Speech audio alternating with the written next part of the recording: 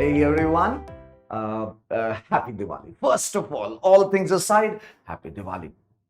Right? May you have a very good celebration. May you all become wise. Moving on, this is the 25th edition of Nakshebaazi. My name is Anant Tripathi और मैं आप लोग के सामने एक और interesting theme लेकर के पहुंच चुका हूं. This one is all about later Mughals. Now, later Mughals is a huge topic. Later Mughals is a huge topic, so I'm not going to take up all that in one go. That will be too long a session. Rather, I have picked up a portion, a specific portion, immediately after the death of Aurangzeb, till the time of Nadir Shah, right, till 1739. That's the time period where I would like to give you certain ideas. I will talk about the decline which began immediately. I will speak about the decline which begins after the death of invasion. I will speak about the invasions that start and the factional politics, right, which is right behind as a cause for this disintegration, as well as an effect of the disintegration, if you see. And there are a lot of conspiracies as well that you would notice. All the East India companies, the European imperial powers, they have come up with these monopoly firms to trade with Indian Ocean, right? And they started coming back. This is an attempt to give you a timeline so that you always keep that at the back of your head. Starting with 1498, that is when Vasco De Gama came in. And that is after this point, right? A lot of Portuguese caravels, right? These ships, they are called as caravels. They started coming in, and for next 100 years, Portuguese dominate the Indian Ocean. After that, from 1600s, early 1600s, we start noticing Dutch fluids. The Dutch East India Company, VOC, that enters the market, right? They enter at Pulicat. ये लोग Calicut में आए थे, they come at Pulicat. Pulicat, I'm sure आपको मालूम होगा ना, वो चेन्नई के थोड़ा सा ऊपर, close to Sri Harikota, the place from where ISRO launches a lot of rockets. After these Dutch, then came the East India Company. Their first factory at Surat, while their first presence in terms of a fort and a military, that comes at Masuli, Patna. After Britishers came the Danish East India Company. At that point of time, this was known as Denmark, Norway. Not too sure about their history. I would accept it. I'm not too sure, but yes, it seems they did come as well. And after 1814, Norway and Denmark, they kind of become separate entities. They enter Denmark, Norway. These merchants, they enter in 1620 at Tranquebar. This right here is the Tranquebar, right? So they came here.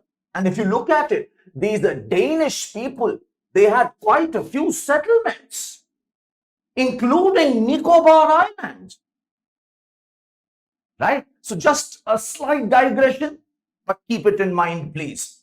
And after that, after the Danish, came the last one, the French. We have discussed about Duplessis and all.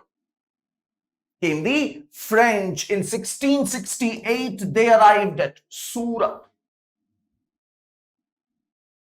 North में, when the foreigners came, their entry was announced by the dust of the hooves of the horses. Right? This is a phrase which I'm using from a book of Raj Mohan Gandhi. Right? North में जब कोई invasion होता था, कोई foreigner आता था ना, तो पता कैसे चलता था? धूल उड़ती थी, घोड़े दौड़ते थे. Because pastoral nomadic people would come from the passes.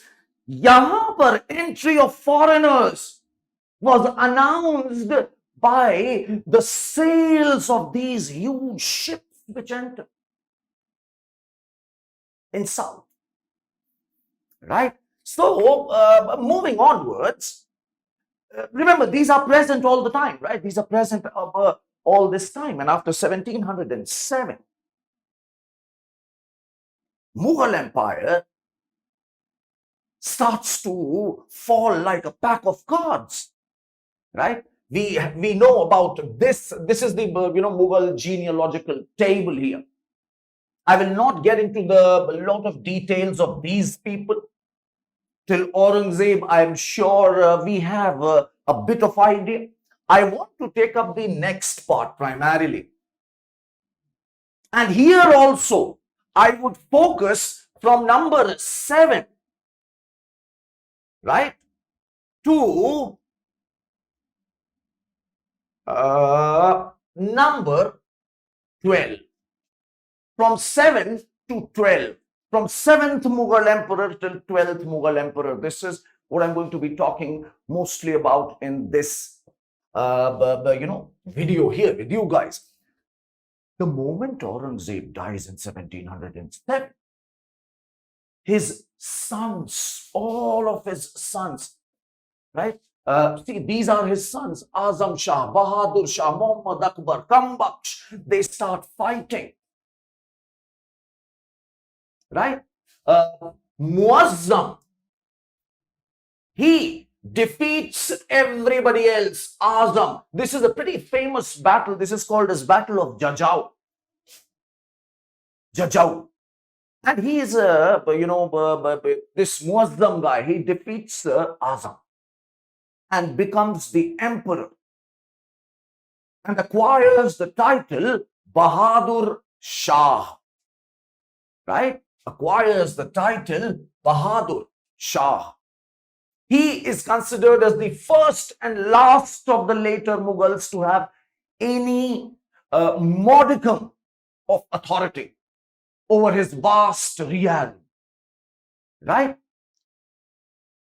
He was learned, dignified. He even tried to reverse some of the narrow, man-minded, all those policies of orthodoxy. By Aurangzeb, he tried to revert to them. He followed a conciliatory policy. Rajputs ke saath, Maratha ke saath. But he had a hardened stance against Sikh. Right? There's a very famous historian of this period. There's a very famous contemporary historian who has written some wonderful work. Of this time period. He's called as Qilch Khan. Valuable resource. He calls him Shah e Bekhabar. Bahadur Shah. Right? Moving on, in 1712, he dies. Akasmat. Akasmat kya बूढ़े हो चुके थे बेचारे. Right? Aurangzeb died at 94. His son was 60s when he became the emperor, right? So you can understand. You can understand. This is why they say that a king, a ruler, a leader, they should know when to retire. Isn't it? And now, once he dies in 1712, things began to change very rapidly. How? There once again is a war of succession. There once again is a war of succession. If you see, Bahadur Shah ke baad bete, once again there are so many people. These sons, they start fighting against each other. But now there's a small element of change which emerges. War of succession, though if you have read about Mughals, I'm sure you would know, the war of succession was a very normal thing for them. Turkish Mongol concept mein ye bahut common. But Now a new element enters this entire war of succession. The nobles, they start becoming kingmakers. The rulers, they actually become simply puppets. So basically, these guys are fighting, but they are being backed by powerful Rajput, Maratha, combination of these people. You get the point, right? You get the point. That's a very interesting change which happens. The prince are becoming as pawns, right? प्यादे बनते चले जा रहे हैं. See, the orange-colored region is basically Maratha land. See how they are expanding. Awadh, right? Bengal, Nizam. They are, becoming very, pretty much in Hyderabad. They're becoming pretty much autonomous gradually. These are certain trends that you must keep in hand as we proceed ahead in our discussion. Another map, much better map, of course, yeah, much better map, right? This makes our job a lot easy here. This is gradually how things are going to evolve. This is Maratha Empire at its peak in around 1750s. And do you notice? This is pretty much what Delhi was left with. All the other region, this is Rajputs. Then there are Jats. Delhi, Agra, that region, Bharatpur region was under Jats. Churaman. Right? Awadh, Rohilkhand, they are also very powerful here. Also notice French Pondicherry, British Calcutta, British Sarkars, they all will evolve gradually between 17, let's say around 18th century. This is the kind of changes that are happening. So, after Bahadur Shah's death in 1712, there is a war of succession. There's a war of succession, and as a result, one person by the name of Jahandar Shah. Yeah. So one person by the name of Jahandar Shah, he becomes an emperor, but as you can see, only for a few months. And he becomes the emperor not because of his own capacity or because of his own personality. Rather, he becomes because of the support of a very powerful noble, Zulfiqar Khan, who is promptly made the wazir. वो वजीर बन जाते हैं भाई. चलिए, lovely. This is Jahandar Shah and this is Zulfiqar Khan. This fellow was apparently very clever. He advised Jahandar Shah to, withdraw jizya. जजिया को वापस लेना का जो निर्णय था वो जुल्फिकार ने किया. Right? He abolished jizya. And again, they were very, very, what should I say, pro-indigenous powers.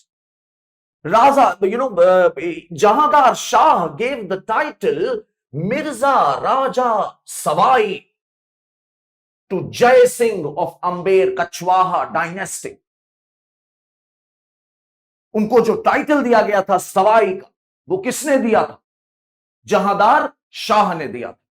Must have been 1713 or 12, right? He also tried to improve Mansabdari system. He tried to improve the Mansabdari system, and not only this, you know what? He introduced this. This is also one reason why the name of Jahandar Shah probably should be kept at the back of your head.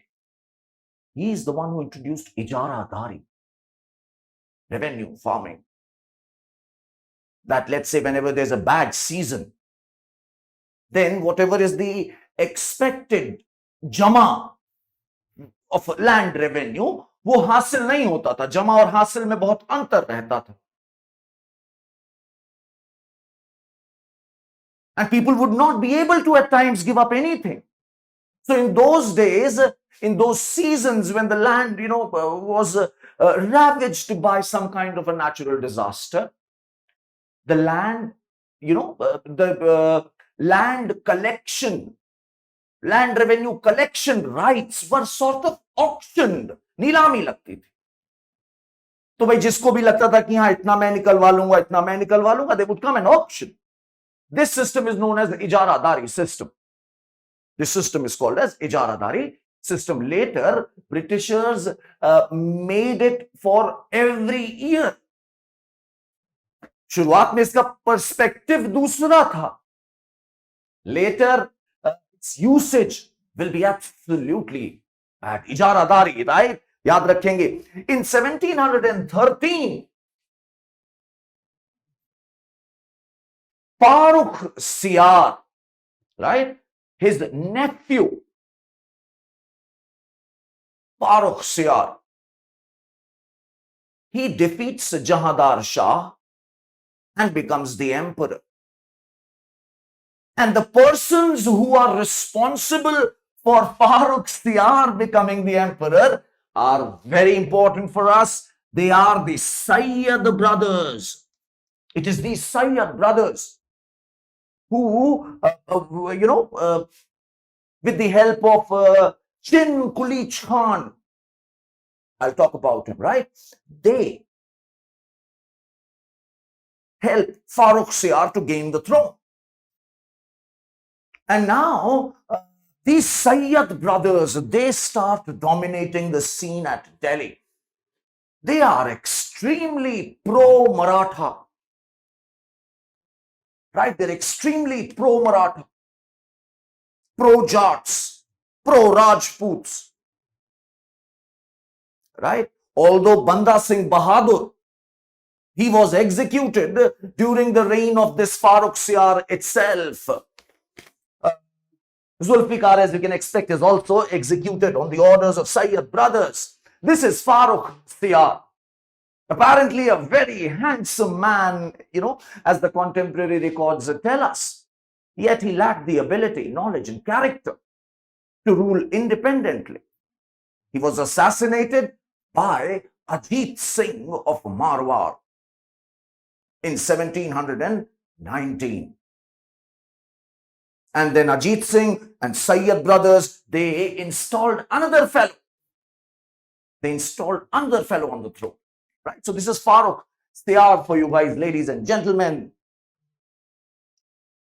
These are Sayyid Abdullah Khan, right? Sayyid Hassan and Sayyid Hussain. These are known as Sayyid Brothers, right? They were made Wazir and Mir Bakshi, respectively. And they acquired complete control of the state, right? This is Farrukhsiyar. This is one of the Sayyid brother and this is the other of the Sayyid brother.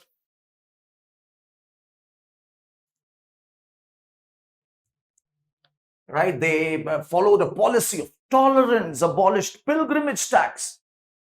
Soon, Farrukhsiyar, he started, growing jealous of all the powers which the Wazir and Mir Bakshi were holding. So this Farrukhsiyar was murdered now by Ajit Singh of Marwar. And Sayyids, they won over all these Rajputs. They gave them very high positions in the administration. Right? Marwar as well as Amber, they gave them high positions. Sayyid Brothers, they also made peace with Churaman Jat. उससे भी इन लोगों ने दोस्ती करी. They placated Shahu, Chhatrapati Shahu. They placated the Marathas. They gave them the right which Shivaji had been claiming since long. What is that right? The right to collect Chauth and Sardeshmukhi from the entire Deccan. Do you realize that was like giving them the complete autonomy in Deccan? So this was a major gesture. This was a major gesture. In return, Chhatrapati Shahu promised them 15,000 soldiers whenever they need any help in Deccan. Major, right? This was like a major, victory for the Marathas. This is Chhatrapati Shahu. And then there will be another Chhatrapati Shahuji Maharaj, right? Who will play a very interesting role in the education of lower caste people. Yaad rakhenge. In 1719, the Saiyyid Brothers, they blinded Farrukhsiyar. Farrukhsiyar is blinded, right? And later Ajit Singh, of course, as I told you, he kills him. And then one after another, the Saiyyid Brothers put one Mughal ruler, another, and deposed them at will. एक साल में बच्चे 3 ruler. And can you believe it? Just 15 years, 20 years back, this was the largest empire of the world. Phenomenal, right? These are those the 3, individuals, unfortunate individuals. One of them died of lung disease, the other one was killed, and then they made this fellow, he's Mohammed Shah. He became the ruler in 1719. And he stays till 48. Muhammad Shah. 1719 to 48, known for his patronage of a lot of classical dance and music. He actually made huge contributions there, but sadly, his the core skill which was demanded of him was seriously lacking in this guy. This is why he earned the epithet Rangila. Muhammad Shah, Rangila, बड़े रंगीले मिजाज के रहे होंगे ये भाई, है ना? This is Muhammad Shah. Another portrait of Muhammad Shah, right? He was unhappy. He started growing unhappy with the dominance of Saiyyid Brothers. And he calls another very powerful noble, Qilch probably, Qilch Khan, who was in Deccan. And Qilch Khan is, asked to come and help the empire at this, tough time, in this tough time. And he comes, and these 2 guys are murdered and poisoned.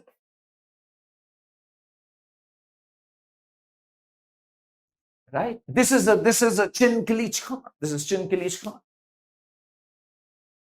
Right? Also known as the Nizam-ul-Mulk Asaf Jah.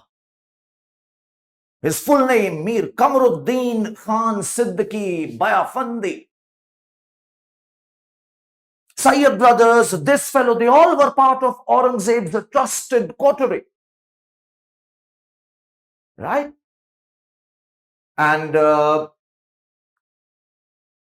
he played the critical role. Saiyyid Brothers were deposed now. And he became the, the real power behind the throne. But Muhammad Shah Rangila, at this stage, not everything was lost. People still respected Mughals. People still respected Mughal authority. Marathas were still contained, only in Deccan. Rajputs were still loyal. Not all was lost. But Rangila bhai Rangila the. He started suspecting Qilch himself. And he started plotting against him. Qilch, probably the last capable person of Mughals, right, who could have maybe done something about it. In 1724, he says, Namaskar, मैं निकलता हूं भाई. वो अपना बेचारा सामान लेते हैं और चले जाते हैं. कहते हैं मैं अपना खुद का बना लूंगा. And he establishes his own autonomous state, Hyderabad, which stays, of course, right till independence with us, right?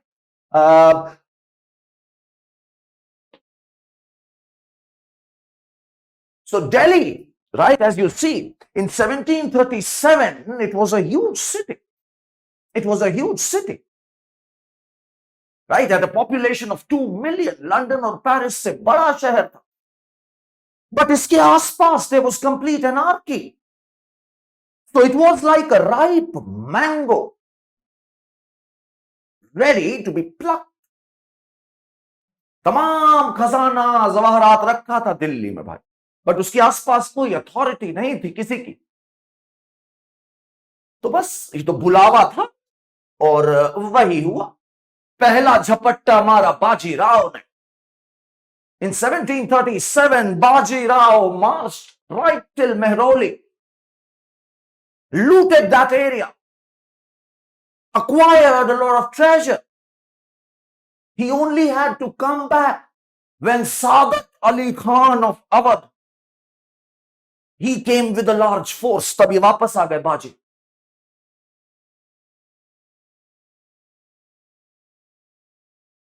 Right? 1737 में ऐसा हो गया. Do you realize, मतलब do you realize कि क्या गजब बेइज्जती हुई बेचारों की? हुई कि नहीं हुई? Somewhere Mohammed Shah started realizing that maybe, I shouldn't have, plotted against Qilch. He calls Qilch back. And when Qilch is marching, Baji Rao captures Qilch and defeats him. And obtains a promise of governorship of Malwa. And at this stage, in 1739, enters a whirlwind of a person, Nadir Shah, जिसका मैंने भी आपको शक्ल ये दिखाया. This is your Nadir Shah, right? These yellow or golden colored, golden colored arrows, they indicate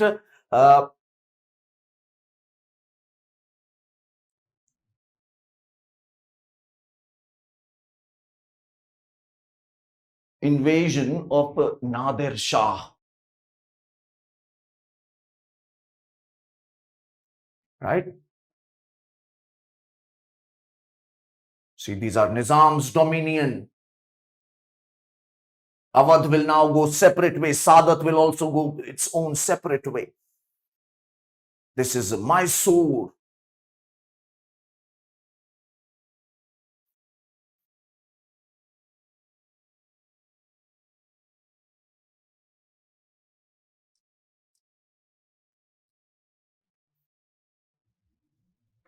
Right? Nadir Shah, he came to India in 1739.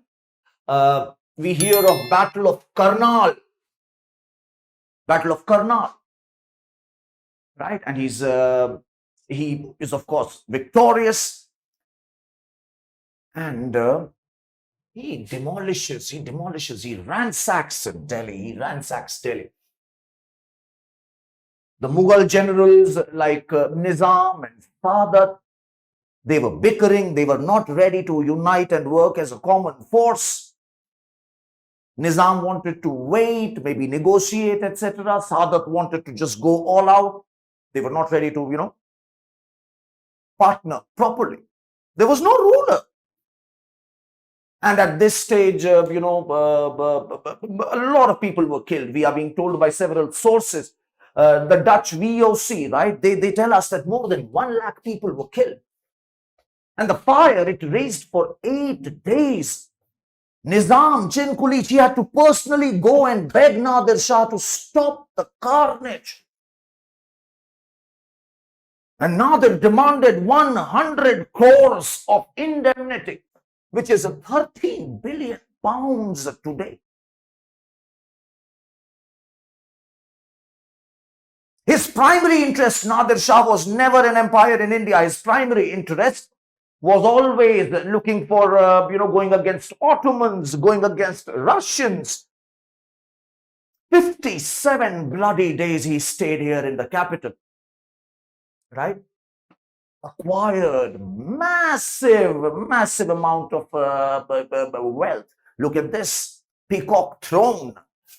It's known as Peacock Throne because it has these peacocks made here, right? It is all jewels here. See, this is Nadir Shah sitting on the Peacock Throne. The Kohinoor, of course, he took away the Kohinoor. And then, of course, a very, fascinating story of Kohinoor begins. Kohinoor is from Kallur mines, Golconda, Andhra Pradesh. Darya-e-Noor, another very famous diamond, which is, Darya-e-Noor is now present in the Iranian crown. And Kohinoor is, of course, in the Victorian, in the British crown. And look at these massive rocks, right? 700 elephants, 4,000 camels, 12,000 horses were used to load all the treasure that he got from Delhi. Sara ras Dilli ka nichod liya bhai sahab ne. At this stage, Awadh and Hyderabad, इन्होंने नमस्कार किया कि sir आप संभाल लो ना, देख लो, है ना, we will stop sending you any money now. Bengal still kept on for a few years, but then they will also stop. But remember, this is not an age of anarchy. Just because Mughals are declining does not imply that the era was bad and it did not see any prosperity. Marathas, Rohilas, Jats, Sikh, they all established massive empires. So do not write off the era of one of gloom or decline. Okay? God bless you all. Enjoy yourself and God bless you. मां सरस्वती आपके ऊपर सभी पर ढेरों कृपा बनाए रखें, आपको ब्लेस करें. आप पढ़िए, right? God bless you all. Have fun.